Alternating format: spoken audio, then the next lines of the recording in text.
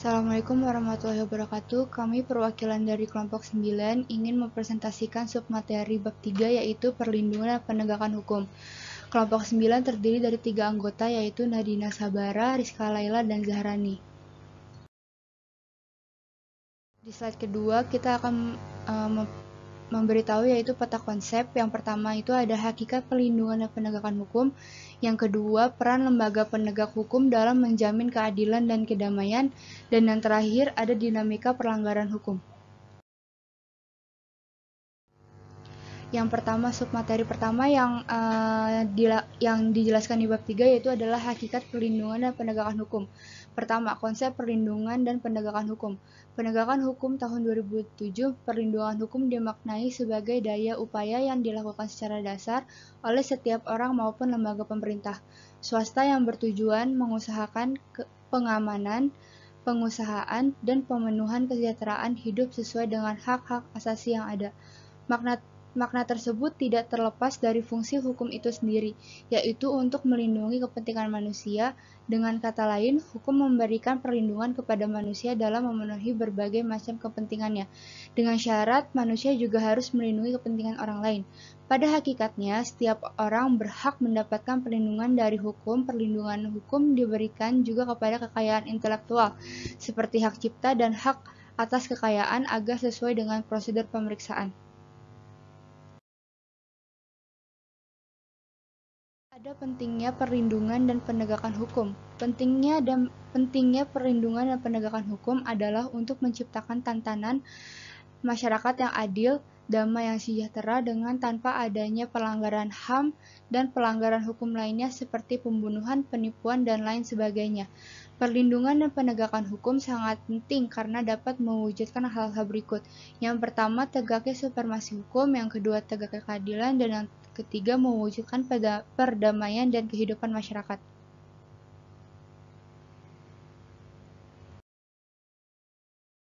Perlindungan lembaga penegak hukum dalam menjamin keadilan dan kedamaian. Pertama, peran kepolisian. Tugas pokok Kepolisian Negara Republik Indonesia adalah memelihara keamanan dan ketertiban masyarakat, menegakkan hukum, dan memberikan perlindungan, pengayoman, dan pelayanan kepada masyarakat. Perincian kewenangan Kepolisian Negara Republik Indonesia yaitu melakukan penyelidikan dan penyidikan terhadap semua tindak pidana sesuai dengan hukum acara pidana dan peraturan perundang-undangan lainnya. Pembinaan profesi dan kode etik profesi agar tindakan pejabat Kepolisian Negara Republik Indonesia dapat dipertanggungjawabkan baik secara hukum, moral, maupun secara teknik profesi, dan terutama hak asasi manusia. Kemudian, mengenai lembaga kepolisian nasional yang tugasnya memberikan saran kepada Presiden tentang arah kebijakan kepolisian dan pertimbangan dalam pengangkatan dan pemberhentian Kapolri sesuai amanat ketetapan MPR RI nomor 7 tahun 2000 selain terkandung pula fungsi pengawasan fungsional terhadap kinerja Kepolisian Negara Republik Indonesia sehingga kemandirian dan profesionalisme Kepolisian Negara Republik Indonesia dapat terjamin.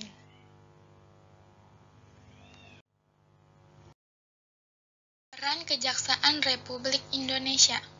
Kejaksaan Republik Indonesia adalah lembaga pemerintahan yang melaksanakan kekuasaan negara secara merdeka, terutama pelaksanaan tugas dan kewenangan di bidang penuntutan dan pelaksanaan tugas dan kewenangan di bidang penyidikan dan penuntutan perkara tindak pidana korupsi dan pelanggaran HAM berat serta kewenangan perencanaan dan pelaksanaan dan pengendalian kegiatan pra-penuntutan, pemeriksaan tambahan, penuntutan dalam tindak pidana terhadap keamanan negara dan ketertiban umum, tindak pidana terhadap orang dan harta benda, serta tindak pidana umum yang diatur di dalam dan di luar tiarap Undang-Undang Hukum Pidana.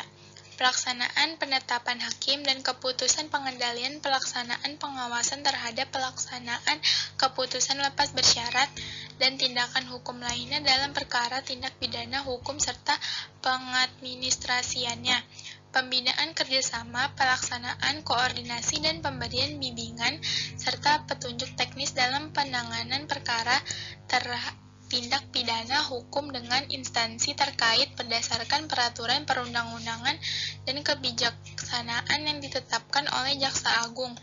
Pemberian sarana konsepsi tentang pendapat atau pertimbangan hukum Jaksa Agung mengenai perkara tindak pidana umum dan masalah hukum lainnya dalam kebijakan penegakan hukum, pembinaan dan peningkatan kemampuan, keterampilan, dan integritas aparat tindak pidana umum di lingkungan kejaksaan, pengamanan teknis atas pelaksanaan tugas dan wewenang kejaksaan di bidang tindak pidana umum berdasarkan peraturan perundang-undangan dan kebijaksanaan yang ditetapkan oleh Jaksa Agung. Tugas utama hakim adalah menerima, memeriksa, dan mengadili serta menyelesaikan semua perkara yang diajukan kepadanya. Dalam perkara perdata, hakim harus membantu para pencari keadilan dan berusaha kerja keras untuk mengatasi hambatan-hambatan dan rintangan agar terciptanya peradilan yang sederhana, cepat, dan biaya ringan. Lalu ada peran advokat. Advokat adalah orang yang berprofesi memberi jasa hukum baik di dalam maupun di luar pengadilan yang memenuhi persyaratan berdasarkan ketentuan UU nomor 18 tahun 2003 tentang advokat. Advokat memberikan jasa hukum, yaitu jasa yang diberikan advokat berupa pemberian konsultasi hukum, bantuan hukum, menjalankan kuasa, mewakili, mendampingi, membela, dan melakukan tindakan hukum lain untuk kepentingan hukum klien. Klien menurut UU advokat adalah orang, badan hukum, atau lembaga lain yang menerima jasa hukum dari advokat. Undang-Undang Nomor 18 Tahun 2003 tentang advokat mengatur secara komprehensif berbagai ketentuan penting yang melingkupi profesi advokat dengan tetap mempertahankan prinsip kebebasan dan kemandirian advokat, seperti dalam pengangkatan, pengawasan, dan penindakan, serta ketentuan bagi pengembangan organisasi advokat yang kuat di masa mendatang. Di samping itu, diatur pula berbagai prinsip dalam penyelenggaraan tugas profesi advokat, khususnya dalam menegakkan keadilan serta terwujudnya prinsip-prinsip negara hukum pada umumnya. Lalu ada peran KPK. KPK memiliki tugas dan peran melakukan koordinasi dengan instansi yang berwenang melakukan pemberantasan tindak pidana korupsi, supervise, penyelidikan, dan penuntutan, melakukan tindakan pencegahan dan melakukan pemantauan atau monitoring penyelenggaraan pemerintahan negara. Sementara itu, kewenangan yang dimiliki oleh KPK adalah mengkoordinasi penyelidikan, penyidikan, penuntutan terhadap tindak pidana korupsi, memetakan sistem pelaporan, meminta informasi kegiatan pemberantasan tindak pidana korupsi kepada instansi terkait, melaksanakan dengar pendapat dengan instansi yang berwenang, meminta laporan instansi terkait mengenai pencegahan tindak pidana korupsi. Dalam menjaga keadilan, KPK mengadakan sidang bagi para tersangka yang dituduh sebagai koruptor. KPK akan menentukan siapa saja yang terlibat dalam kasus korupsi tersebut, berapa lama tersangka akan dihukum, dalam menjaga kedamaian, segera bertindak menangkap para koruptor sebelum terjadi sesuatu.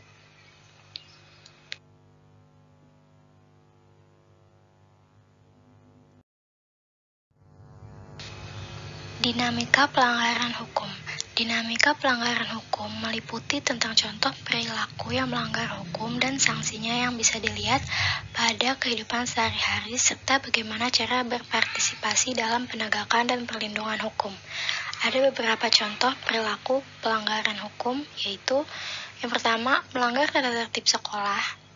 Pelanggaran yang dilakukan dapat berupa bolos, absen, tawuran, maupun datang terlambat. Pelanggaran tersebut biasanya akan diikuti sanksi berupa hukuman langsung oleh guru atau mendapatkan peringatan dari guru BK. Lalu yang kedua itu melanggar tata tertib berlalu lintas. Dalam berlalu lintas, pelanggar yang sering dilakukan adalah tidak memakai helm dan melanggar rambu lalu lintas. Padahal peraturan tersebut dibuat untuk keselamatan di jalan raya. Sanksi yang biasa diterima yaitu berupa penilangan dari pihak kepolisian hingga peniakaran. Lalu yang ketiga itu ada pelanggaran hukum pidana, pelanggaran yang dilakukan seperti mencuri, membunuh, dan mengedarkan narkoba. Sanksinya yaitu pelanggar hukum pidana menerima sanksi hukuman sesuai perundangan yang berlaku seperti di penjarakan.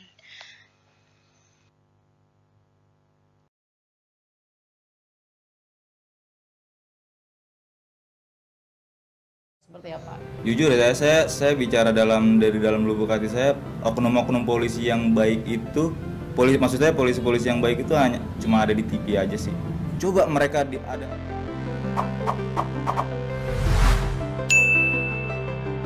Berdasarkan Undang-Undang Dasar 1945, Indonesia termasuk negara hukum.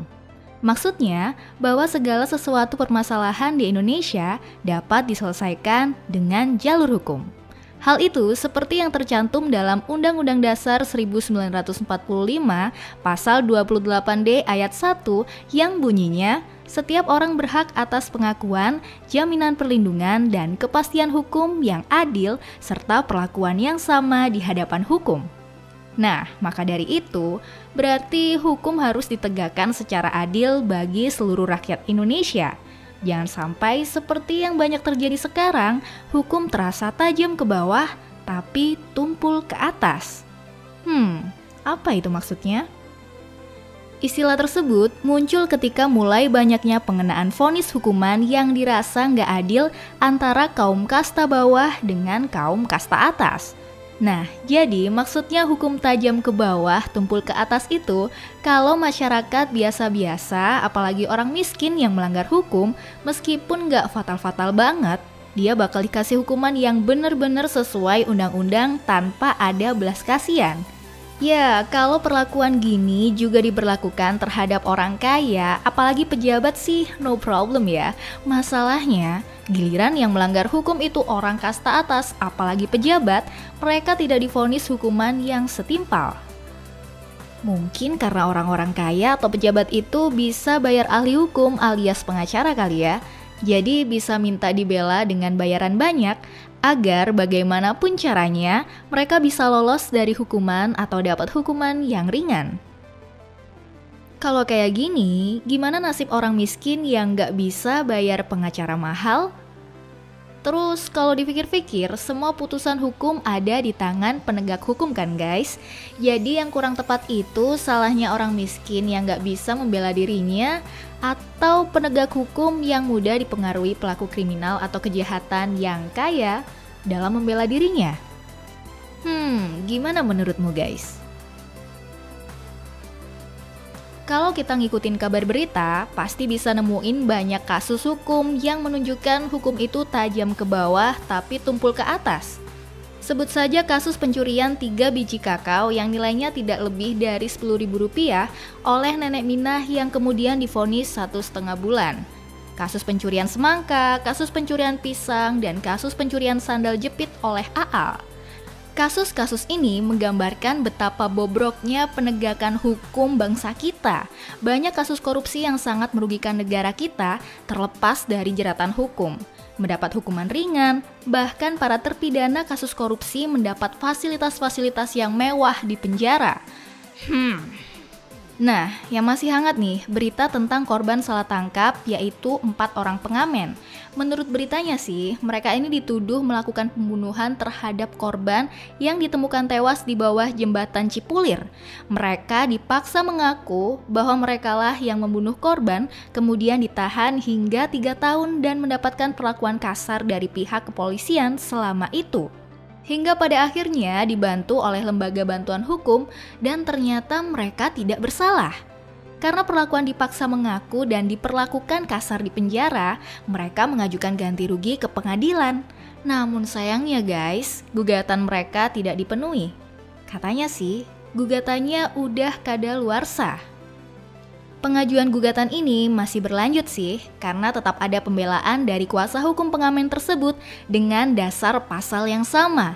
Di satu sisi, gugatannya dinilai kadaluarsa karena menurut undang-undang maksimal diajukan 3 bulan setelah putusan atau vonis bersalah dan ternyata diajukan setelah 3 tahun. Di sisi lain, dengan penafsiran berbeda, undang-undang yang dimaksud ada kata atau 3 bulan setelah putusan vonis bersalah atau setelah salinan putusan vonis tidak bersalah yang baru terbit Maret 2019 lalu, yang kalau dihitung sampai pengajuan gugatan belum sampai 3 bulan. Wah, yang bener yang mana ya guys? Hayo, para ahli hukum wajib komen nih. Tapi yang dimaksud ahli hukum yang gimana dulu nih? Mungkin bisa dikatakan setiap orang yang jebolan pendidikan hukum bisa dikatakan ahli hukum ya, apalagi yang sudah berprofesi menggunakan gelar hukumnya. Tapi bukankah kalau jadi ahli hukum juga harus punya sikap hukum yang baik? Nah, kalau melihat gugatan ganti rugi dari para pengamen tadi, gimana nih guys? Yang sama-sama dikatakan ahli hukum saja sudah berbeda penafsiran pasal undang-undang hukum pidana dan jadi perdebatan sesama mereka. Kira-kira apakah kedua ahli hukum tersebut, yaitu hakim yang memutuskan gugatan dan pengacara mereka, bisa memiliki sikap hukum yang baik? Gimana nanti putusan akhirnya ya? Bagaimanapun, keputusan akhir tetap di palu sang hakim. Oke, tanpa mengkritik atau menyalahkan siapapun, gimana opini kalian nih guys? Tulis di kolom komentar ya.